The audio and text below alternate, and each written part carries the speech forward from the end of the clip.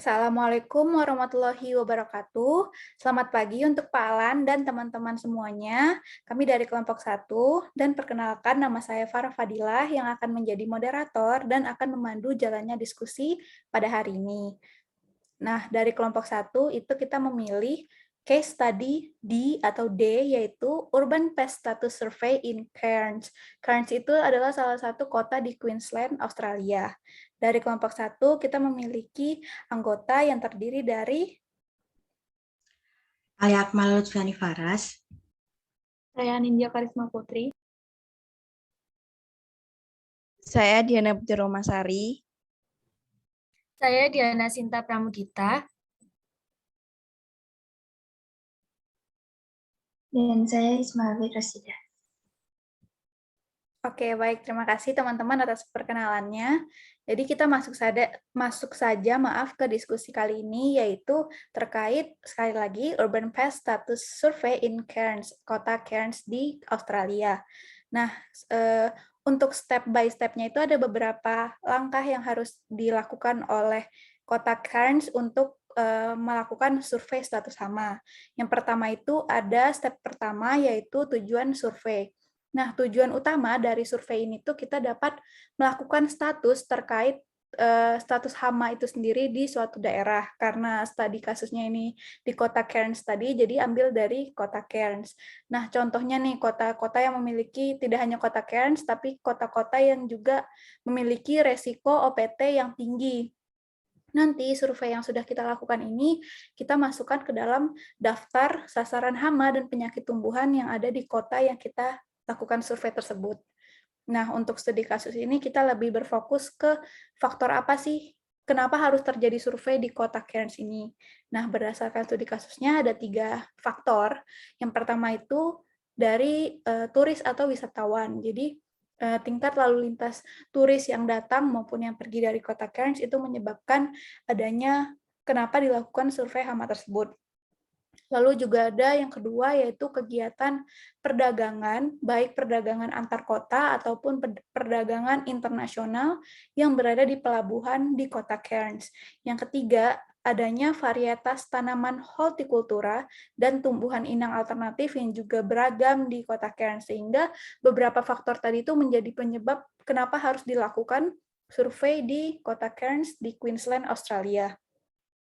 Survei ini selain untuk survei hama, dia juga mencakup beberapa hal lain, seperti salah satunya elemen survei pemantauan. Nah, elemen survei pemantauan ini didukung dari informasi-informasi yang dikumpulkan oleh staf-staf di lapangan untuk mendukung status PFH atau PFA untuk OPT karantina tertentu selama kegiatan survei tersebut. Untuk step lainnya akan dijelaskan oleh anggota kelompok yang lain. Terima kasih. Baik, selanjutnya setelah menentukan tujuan, selanjutnya yakni menentukan hama target, serta karakteristik dari hamanya. Nah, karena survei ini dilakukan di daerah perkotaan, yakni di kota Cairns tadi ya, jadi cakupan hamanya itu sangatlah luas dan juga beragam. Pada studi kasus kali ini ditargetkan lebih dari 100 spesies, dan hama prioritasnya yakni semut eksotik, rayap, serta invertebrata lainnya. Setelah menentukan hama target, selanjutnya menentukan tanaman inang target. Nah, tanaman inang yang ditargetkan adalah tanaman-tanaman yang biasa dibudidayakan di daerah perkotaan, seperti jeruk, melon, mangga, anggur, dan juga pisang. Kemudian langkah yang keempat itu ada tanaman inang alternatif. Tanaman inang alternatif itu dapat berbagai tanaman inang hortikultura, tanaman pangan atau tanaman hias lainnya yang ditemui saat staf melakukan surveilansi. Karena ada beberapa hama kan dia memiliki beberapa inang seperti itu. Kemudian langkah ketujuh itu ada penetapan area. Area tersebut termasuk dalam kota Cairns tadi dan daerah di sekitarnya, daerah sekitar Queensland, Australia. Nah, daerah yang ditemukan di daerah tersebut itu termasuk halaman belakang rumah, tempat pembuangan sampah, kawasan industri, dan pelabuhan, tepian sungai, taman, dan hutan liar, serta tegakan tanaman inang hortikultura.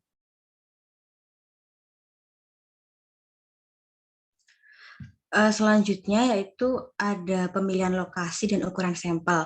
Jumlah lapangan yang sesuai dengan jumlah pinggiran kota yang berdekatan di kriteria daerah CHANS ini, sumber daya yang ditugaskan oleh proyek ini menentukan jumlah lokasi pengambilan sampel dalam sebuah pinggiran kota. Nah, di sini disebutkan bahwa sebuah tim yang terdiri dari 2 ilmuwan ini mensurvei rata-rata 7 lokasi per hari yang dialokasikan untuk proyek dan jumlah pinggiran kota yang akan dicangkup. Nah, kemudian akan ditentukan berapa banyak lokasi pengambilan sampel itu dapat diselesaikan. Hasilnya adalah terdapat sekitar 2,2 situs di masing-masing dari 38 pinggiran kota itu tertutup dengan jumlah 84 lokasi pada setiap pengambilan sampel. Kemudian untuk mencapai pengawasan yang paling efektif dan penggunaan sumber daya yang efisien itu dapat dilakukan dengan pemilihan lokasi tidak dipilih secara acak, melainkan properti dengan jumlah tanaman inang yang tinggi dan kisaran inang yang bervariasi menjadi sasaran. Pendekatan ini dipilih untuk meningkatkan kemungkinan mendeteksi hama sasaran. Kemudian di setiap lokasi, semua tanaman hortikultura dan tanaman inang alternatif itu akan diperiksa. Ukurannya relatif kecil dari setiap lokasi dan faktanya tanaman inang biasanya tidak ditanam secara padat di kebun perumahan, seringkali memungkinkan petugas untuk memeriksa setiap tanaman inang dengan cermat. Kemudian setiap yang ada pada gambar yang tadi ada di buku itu, bahwa di CHANS ini terdapat sejumlah tanaman seperti tegakan besar pisang yang dikelompokkan secara keseluruhan lalu disurvei dan kemudian beberapa tanaman tersebut diperiksa secara rinci. Nah, hasilnya terdapat lebih dari 3.760 tanaman inang yang disurvei secara total ditanam dengan rata-rata 11 taksa per lokasi.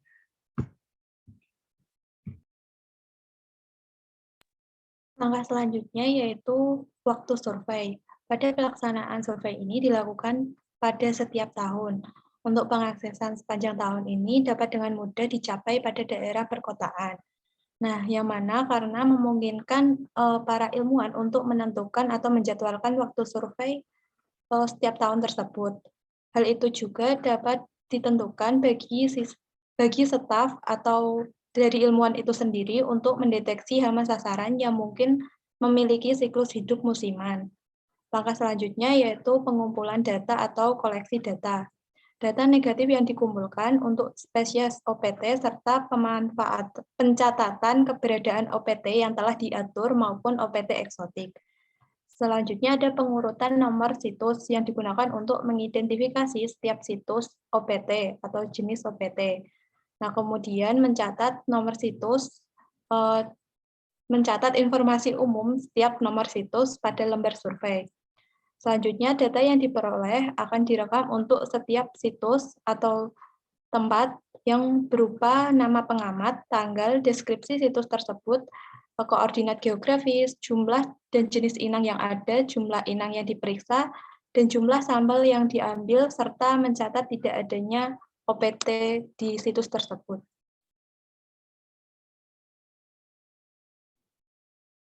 Kemudian step terakhir atau langkah 14 yaitu pengumpulan dari sampel yang telah didapatkan dari survei tadi. Nah, setiap spesies eksotik yang dicurigai maupun hama-hama yang tidak dikenal oleh para ilmuwan yang diduga menyebabkan kerusakan yang signifikan itu dikumpulkan untuk kemudian diidentifikasi taksonominya menggunakan metode yang sesuai serta diambil dokumentasi atau foto-foto dari hama dan penyakitnya yang nantinya dapat digunakan sebagai referensi di masa mendatang.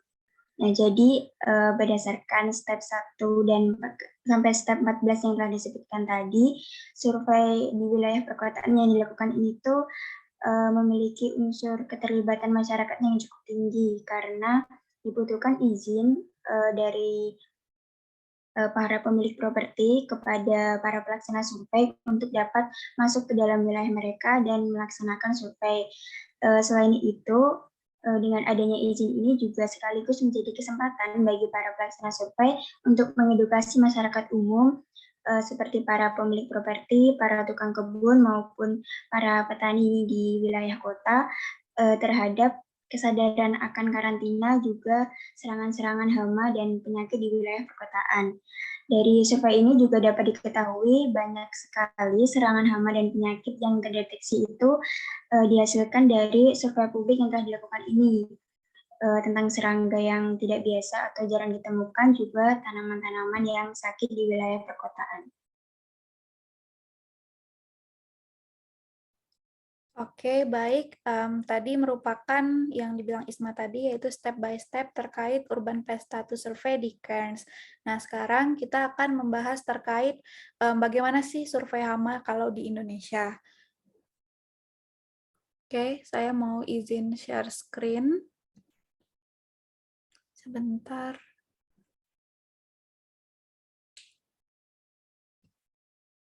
Oke, teman-teman, apakah sudah terlihat? Sudah, Farah. Sudah, Far. Oke, terima kasih.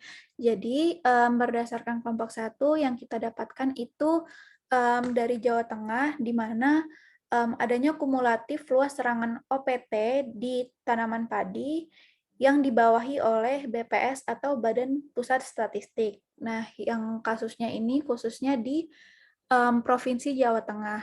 Karena kita membahas terkait urban pest status, jadi kita akan fokus ke bagian kota, yaitu di sini ada, bisa dilihat ada beberapa kota di Jawa Tengah, ada Kota Tegal, Semarang, Pekalongan, Salatiga, Magelang, dan Surakarta.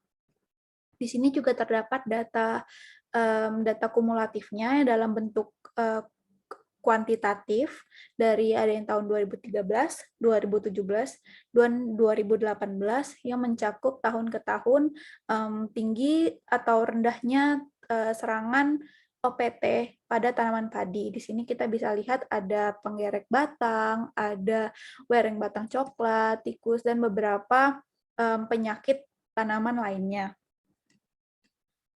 Nah, di sini bisa diakses di Badan Pusat Statistik BPS yang khususnya Provinsi Jawa Tengah. Di sini bisa dilihat ada dari tahun 2013 hingga 2018.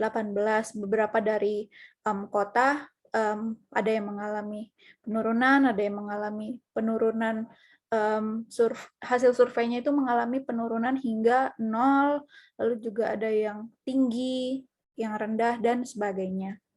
Seperti itu. Baik, selanjutnya masuk ke sesi tanya-jawab. Mungkin boleh dipersilahkan untuk yang ingin bertanya. Oke, saya mau izin bertanya. Kira-kira ada nggak sih tantangan dalam melakukan survei di daerah perkotaan dengan area yang luas? Terima kasih. Oke, terima kasih Diana. Mungkin dari teman-teman di sini ada yang ingin langsung menjawab. Dipersilahkan. Mungkin aku mau langsung jawab aja ya, Farah. Oke. Jadi tantangan dalam melakukan survei itu mungkin ada 3. Yang pertama itu biayanya mahal karena kan dari satu tempat ke tempat lain kan butuh uang untuk transportasi. Nah itu mungkin bisa jadi tantangan tersendiri. Terus yang kedua memerlukan waktu yang cukup lama untuk melakukan 1 kali survei. Dan yang terakhir itu adanya keterbatasan tenaga kerja dalam melakukan kegiatan survei tersebut. Itu Farah jawabannya. Oke, mungkin aku kembalikan ke Diana. Oke, aku boleh nambahin nggak? Boleh dong. Oke, aku nambahin mungkin dari pengamatan surveinya juga sulit ya karena daerahnya luas juga. Kalau di perkotaan juga kan penduduknya itu cenderung padat ya, sehingga tuh bisa membawa OPT lain. Misal kita pengamatannya OPTA, tapi di dalam pengamatan itu kan bisa aja kayak orang bawa apa gitu, terus habis itu serang OPT lain kayak gitu kan, itu juga mempengaruhi hasil survei seperti itu sih mungkin. Oke, baik. Terima kasih Diana Putri. Aku kembalikan ke Diana Sinta. Sudah cukup menjawab. Terima kasih Alia, terima kasih Diana. Sama-sama. Oke, thank you juga buat Diana Sinta. Mungkin 1 pertanyaan lagi. Izin bertanya. Oke, Anindya, dipersilahkan. Baik, apakah ada tujuan lain dari kegiatan survei OPT ini? Oke, diterima pertanyaannya. Ada yang ingin langsung menjawab, teman-teman? Mungkin aku pengen coba jawab, Farah. Oke, Isma, dipersilahkan. Ya, jadi dari survei ini itu tadi udah sedikit disebutkan ya, selain tujuannya itu untuk survei status OPT, dia juga sekaligus sebagai kesempatan bagi para pelaksana survei untuk mengedukasi masyarakat umum, juga para pemilik properti. Namun di samping itu ada tujuan lain juga yang bisa dicapai, yaitu status ini, dan ini itu berkaitan dengan pertemuan internasional baik antar negara bagian maupun secara internasional dalam lingkup dunia seperti itu ya. Selain itu ada tujuan lain yaitu untuk koleksi OPT dan untuk nantinya diidentifikasi atau dijadikan referensi. Seperti itu para jawabannya. Oke, Isma, aku kembalikan ke Anindya. Baik, terima kasih. Sudah cukup. Oke, baik. Oke, teman-teman, jadi tadi kita sudah selesai membahas diskusi terkait Urban Past Survey di kota Cairns, Australia. Tadi teman-teman dan aku juga sudah memberikan step by step-nya bagaimana cara melakukan survei di sana, lalu juga kita sudah bandingkan di Indonesia itu bagaimana sih melakukan surveinya. Kita sudah mengambil data dari BPS untuk Provinsi Jawa Tengah dan beberapa kota di Jawa Tengah juga. Lalu kita sudah melakukan tanya jawab terkait tujuan lain dari survei ini, ataukah kendala-kendala yang mungkin saja terjadi apabila melakukan survei hama di daerah yang cakupannya luas, contohnya perkotaan. Seperti itu. Oke, mungkin sekarang akan aku tutup. Terima kasih teman-teman waktunya sudah menjalankan diskusi ini, dan terima kasih untuk Pak Alan. Maaf bila ada salah kata atau perbuatan, semoga video ini bermanfaat untuk kedepannya, bagi teman-teman dan bagi semua orang yang menontonnya. Baik, terima kasih. Assalamualaikum warahmatullahi wabarakatuh.